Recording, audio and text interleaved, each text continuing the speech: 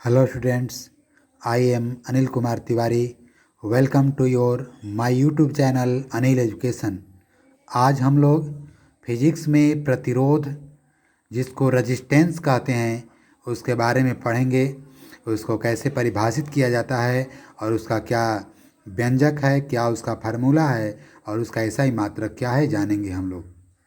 सबसे पहले हम लोग जानेंगे प्रतिरोध जिसको रेजिस्टेंस कहते हैं। किसी पदार्थ का वह गुण है जो अपने से होकर धारा के प्रवाह का विरोध करता है, उस पदार्थ का प्रतिरोध कहलाता है। माय डियर स्टूडेंट्स, प्रतिरोध हमेशा किसी पदार्थ में प्रवाहित होने वाली विद्युत धारा के प्रवाह का विरोध करता है, यानी कि विपरीत दिशा में। जिस दिशा में धारा प्रवाहित हो रही है ठीक उसके अपोजिट डायरेक्शन में प्रतिरोध लगता है, अर्थात धारा के प्रवाह का विरोध करता है, धारा के प्रवाह में रुकावट डालता है। अब किसी पदार्थ का प्रतिरोध वह पदार्थ किस अवयव का बना है उस पर निर्भर करता है। अलग अलग पदार्थों का प्रतिरोध भिन्न भिन्न हो सकता है।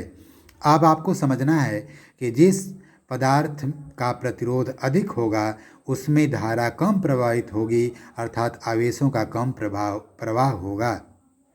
ठीक उसी तरह से जिस पदार्थ में अधिक उच्च धारा प्रवाहित होती है उसमें प्रतिरोध बहुत कम लगता है। यानी एक दूसरी धारा अधिक प्रवाहित होगी तो प्रतिरोध कम लगेगा और धारा कम प्रवाहित होगी तो उसमें स्वाभाविक है कि प्रतिरोध, इसका मतलब है कि प्रतिरोध बहुत अधिक लग रहा है।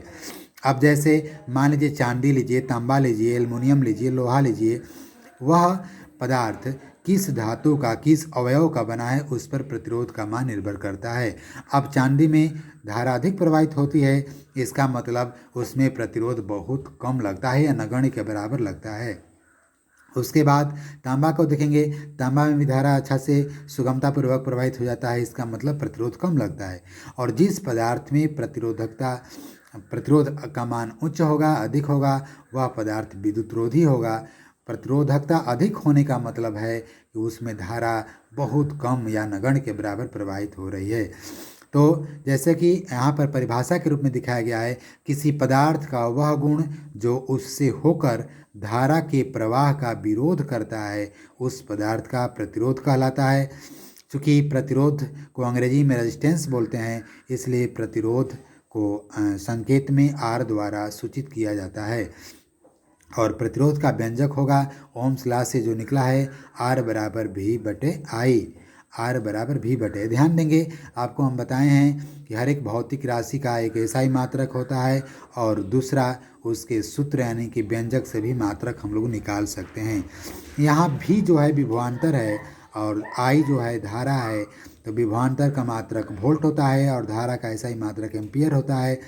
तो इसका जो व्यंजक से मात्रक निकलेगा यहाँ पर वोल्ट प्रति एम्पियर हो सकता है, लेकिन SI प्रतिरोध का SI मात्रक की जब बात होगी तो उसे ओम कहते हैं। ग्रीक भाषा में ओम को ऐसे लिखा जाता है, इस चिन्ह के द्वारा। आपको हिंदी में ओम लिखें और उसका सिंबल ओम, ग्रीक भाषा में ओम को ऐसे लिखेंगे। तो SI मात्रक की बात होगी माय डियर स्टूडेंट्स, प्रतिरोध का SI मात्रक ओम होता है। और जो व्यंजक से मात्रक निकाल सकते हैं, चूँकि विभवांतर बटा धारा है तो विभवांतर का SI का मात्रक वोल्ट होता है और धारा का SI मात्रक एम्पियर यानी वोल्ट प्रति एम्पियर। तो हम लोग कह सकते हैं कि 1 ओम बराबर 1 वोल्ट प्रति एम्पियर होता है, दोनों मान इक्वल है। अब हम लोग आगे समझेंगे कि 1 ओम किसे कहते हैं, 1 ओम को कैसे परिभाषित किया जा सकता है। यदि किसी चालक के सिरों पर 1 वोल्ट का विभवांतर लगाने से चालक में 1 एम्पियर की धारा प्रवाहित होती है तो उस चालक का प्रतिरोध 1 ओम होता है। ये 1 ओम को डिफाइन करने का बहुत ही इजी परिभाषा था। और आगे हम लोग जो कुछ इस प्रतिरोध से संबंधित जो महत्वपूर्ण बिंदु है उसको हम नोट के माध्यम से दिखाने का प्रयास किए हैं। उच्च प्रतिरोधक, अभी बताएं जब प्रतिरोधक का मान उच्च होगा उसमें धारा कम प्रवाहित होगी, तो उच्च प्रतिरोधक वाले पदार्थों को प्रतिरोधक कहते हैं। उच्च प्रतिरोध वाले पदार्थों को प्रतिरोधक कहना है। यहाँ आपको समझना जरूरी है, प्रतिरोधक और प्रतिरोध दो चीज़ हैं। प्रतिरोधक एक युक्ति है, डिवाइस है, और प्रतिरोध उसका इंटरनल गुण है, आंतरिक गुण है। उसमें जो प्रतिरोध लगता है वो इंटरनल गुण है, और जो दिखाई देता है उसको प्रतिरोधक कहते हैं। प्रतिरोधक को संकेत के रूप में हम लोग पहले भी पढ़ चुके हैं, विद्युत परिपथ क्रियाओं के संकेत में, और यहाँ भी आपको हम बताए हैं ये प्रतिरोधक का संकेत है, जिसके प्रतिरोध को R द्वारा सूचित किया जाता है। तो माय डियर स्टूडेंट्स, हम लोग अगले वीडियो में पढ़ेंगे कि किसी चालक का प्रतिरोध किन किन बातों पर निर्भर करता है, प्रतिरोध का मान कब बढ़ता है कब घटता है, उसके क्या क्या फैक्टर हैं। तो हम लोग नेक्स्ट वीडियो में इसके बारे में फिर पढ़ेंगे, फिर मिलेंगे।